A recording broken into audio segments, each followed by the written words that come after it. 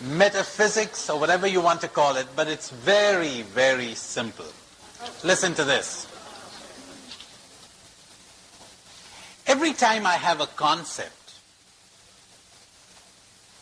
it is something that I could apply to a number of individuals.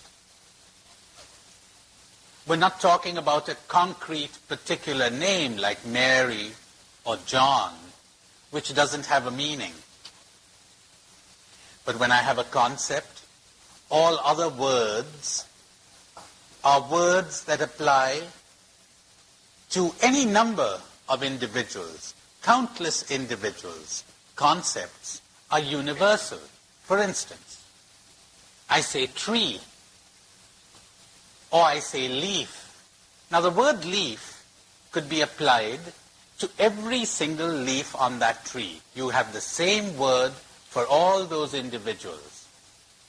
You have the same word for all the leaves on all the trees in this campus, the big ones, the small ones, the tender ones, the dried ones, the yellow ones, the green ones, banana leaves, oak tree leaves, all types of leaves. If I say to you, I saw a leaf this morning, you really don't have an idea of what I saw. Let's see if you can understand that. You do have an idea of what I did not see. I did not see an animal. I did not see a dog. I did not see a human being. I did not see a shoe. You have some kind of a vague idea of what I saw, but it isn't particularized. It isn't concrete.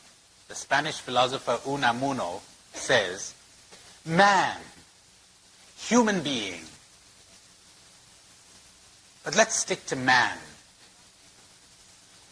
Not primitive man, not civilized man, not a grown-up man, not a child, not male, not female, not of this particular age or the other, not of this culture or the other. In other words, not man.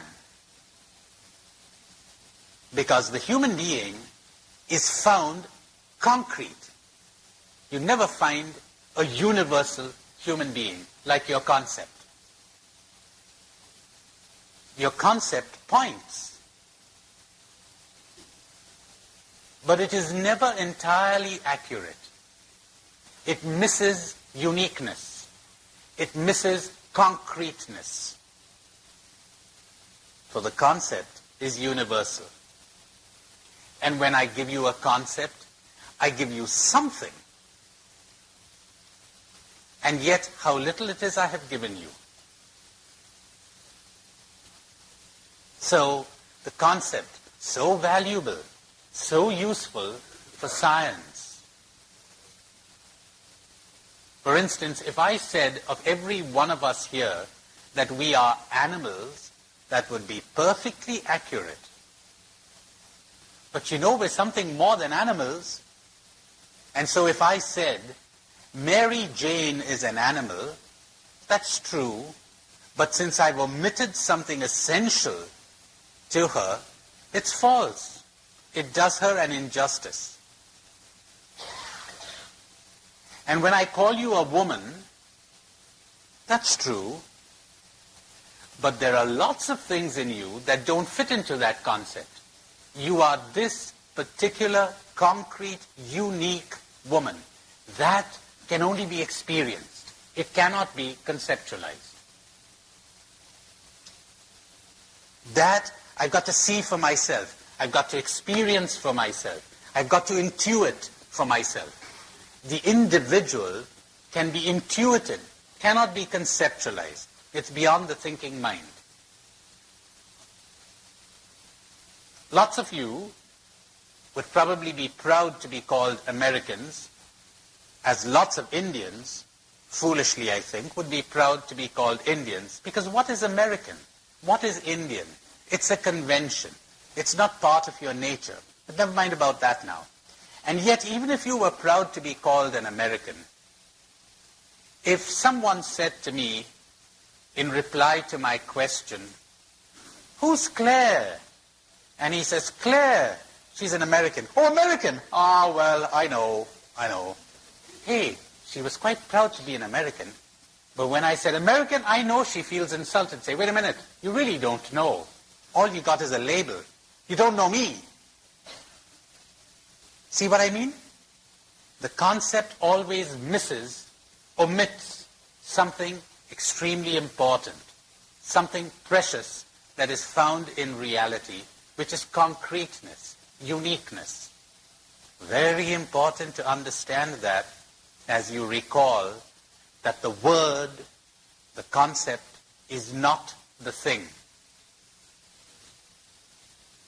And so the great Krishnamurti puts it so well when he says, the day you teach the child the name of a bird, the child will never see that bird again. How true. The first time that the child sees that fluffy, alive, moving object, and you say to the kid, sparrow, sparrow. Then tomorrow, when he sees another fluffy, moving object that's similar to this one, he says, oh, sparrow, I've seen sparrows. I'm bored by sparrows. You know something? If you didn't look at things through your concepts, you'd never be bored. Every single thing is so unique. Every sparrow is so unlike every other sparrow. Even in its similarity, great help to find similarities so that we can abstract, so that we can have a concept. Great help from the point of view of communication, indication, science, but also very misleading and a great hindrance to seeing this concrete individual. And what about this particular sparrow? It keeps changing, from moment to moment. But we're coming to that immediately. The first drawback in a concept is that the concept is abstract. Reality is concrete. I don't think anyone would quarrel with that. So if all that you experience is your concept, you're not experiencing reality, because reality is concrete. The concept is a help to lead you to reality. But when you come there, then you've got to intuit or experience it directly. Second quality of the concept, it is static. Reality is in flow. We know enough to realize this. We have the same name for the Niagara Falls, but that whole body of water is constantly changing. How could you ever invent different words for each little movement of the river? You've got a word river, but that water is constantly flowing. The word remains static. You've got one word for your body, but all the cells in your body are constantly being renewed. That's another drawback in the concept when it is compared to reality. To give you an idea of what it is like, let's suppose there's an enormous wind outside here, and I want the people in my country to get an idea of what an American gale or hurricane is like. So I capture it in a cigar box, and I go back home and say, behold, well, it isn't a gale any longer, is it, once it's captured? Or I want you to get the feel of what the flow of water in a river is like, and I bring it to you in a bucket. Well, the moment I put it into a bucket, it stopped flowing. The moment you put it into a concept, it stopped flowing. It became static. It became dead. Something like a frozen wave. A frozen wave is not a wave. A wave is essentially movement. It is action. And when you freeze it, it's not a wave. Concepts are always frozen. Reality flows. finally, if we are to believe the mystics, and it doesn't take too much of an effort to understand this, or even believe it, one can see it at once. Reality is whole. Words and concepts fragment reality. They give us little fragments. That is why it is so difficult to translate from one language to another, because each language cuts reality up differently. The English word home is impossible to translate into French or Spanish. Casa is not quite home. It has associations which are peculiar to the English language. Every language has untranslatable words and verbs and expressions, because we're cutting reality up and adding something or subtracting something, and usage keeps changing. Reality is a whole, then we cut it up and make concepts and words to indicate different parts. But if you had never seen an animal in your life, and one day you found a tail, just a tail, you've never seen an animal in your life, and somebody said to you, that's a tail, would you have any idea of what that was, unless you had some idea of what an animal is? And unless you had some, couldn't be an idea, because ideas essentially fragment.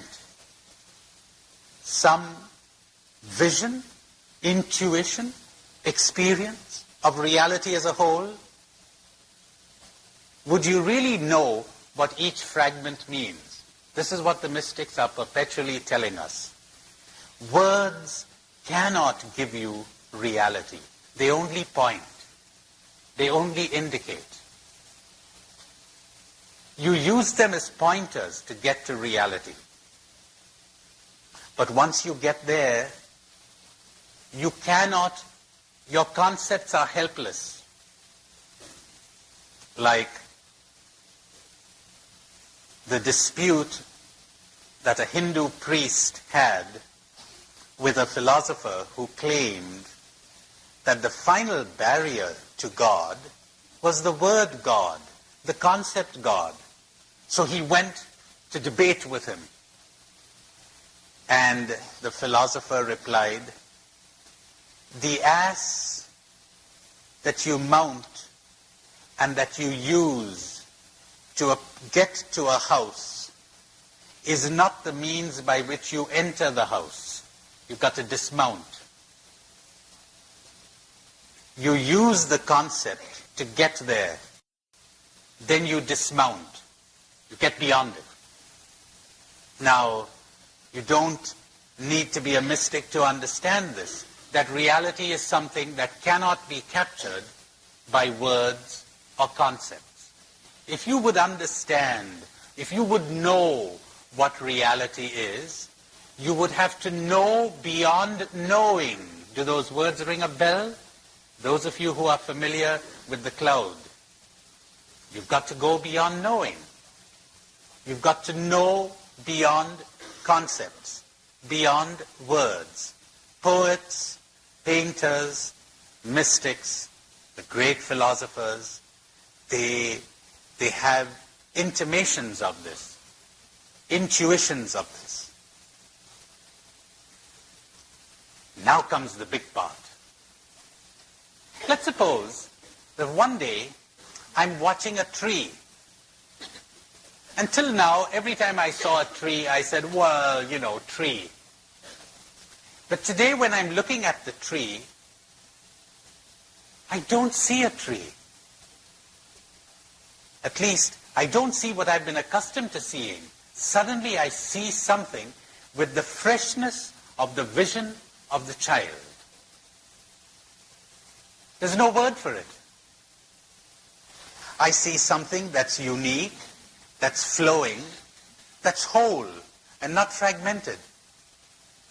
And I'm in wonder. Now when I come back and you say, what did you see? What do you think I'd say?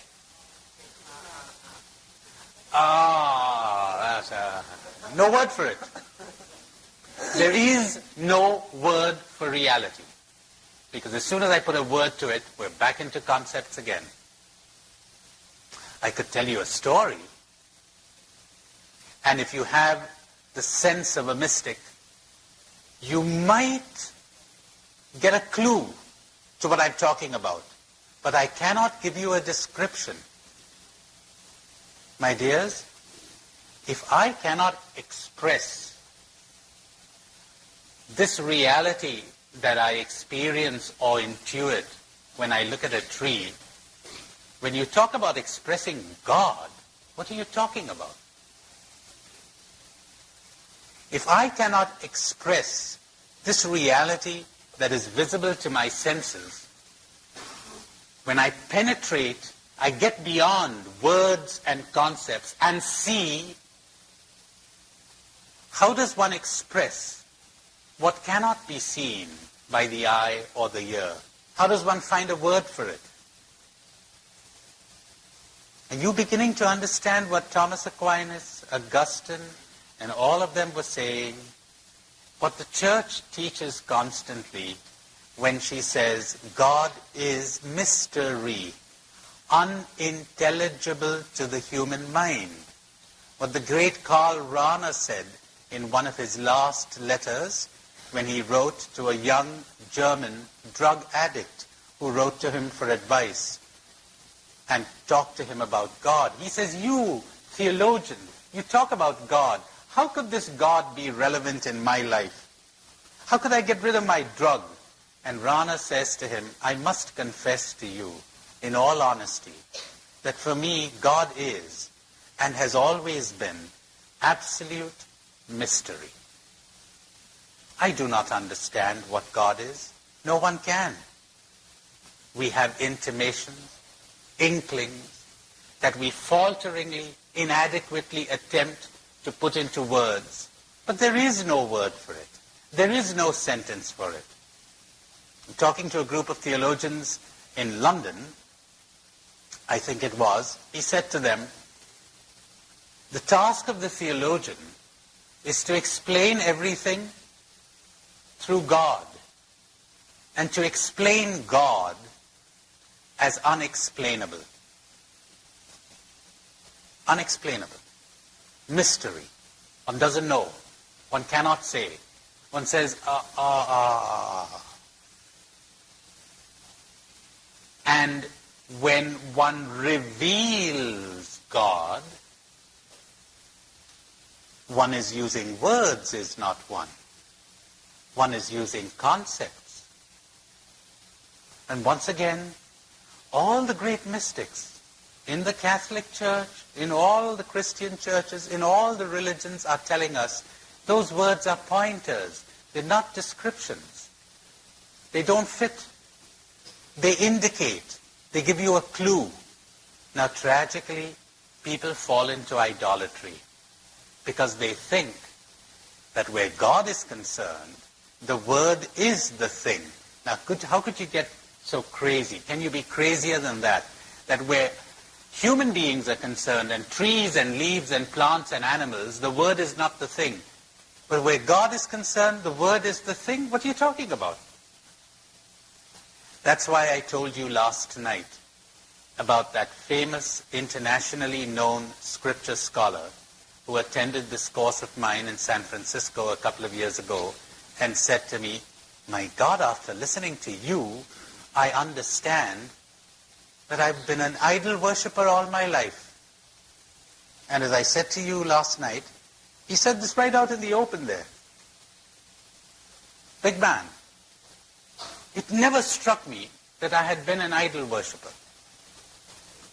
My idol was not made of wood or of metal. It was a mental idol. And these are the more dangerous idol worshippers. Very subtle substance that is used to produce this God, who has no name, no form, no image. There are only indications. There are clues. More about this when I talk about the scriptures. What I'm leading you to this afternoon is the following: awareness of reality around you. Do you remember I said, what is awareness? It means to watch, to observe what is going on within you and around you. Going on, pretty accurate, because things are going on. The trees, the grass, the plants, the animals, the rocks, all of reality is moving. One observes it, one watches it. How essential it is for the human being to observe not just himself or herself, but all of reality. You are imprisoned by your concepts. Do you want to break out of the prison? Look, observe. Spend hours observing, watching. What? Anything. The faces of people, the shape and form of trees, a bird in flight, a pile of stones. Watch the grass grow. Get in touch with things. Look at them. Hopefully, you will break out of this habit, these rigid patterns that we have all developed, that our thoughts and our words have imposed on us. Hopefully, we will see. What will we see? This thing that we choose to call reality. Whatever is beyond these words and concepts. That is a spiritual exercise connected with spirituality, connected with breaking out of your cage, out of the imprisonment of your concepts and words. How sad if you would have passed through life and never seen it again with the eyes of a child. Don't lose your concepts, they're very precious. As a matter of fact, we begin without them. Then we develop concepts, because concepts have a very positive function. Thanks to them, it would seem, we develop this thing called intelligence. We're even able to then understand the limitations of concepts. Anyone who never learnt a language, who was never programmed, was never given words and concepts, would, it would seem, have no intelligence at all. And so we're invited not to become children, but to become like little children. We have to fall from the stage of innocence. We have to be thrown out of paradise and develop this I, this me, thanks to these concepts. And then we need to return to paradise again. We need to be redeemed again. We need to put off the old man, the old nature, the conditioned self, and return to the state of the child.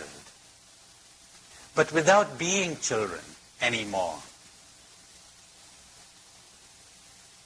So we start off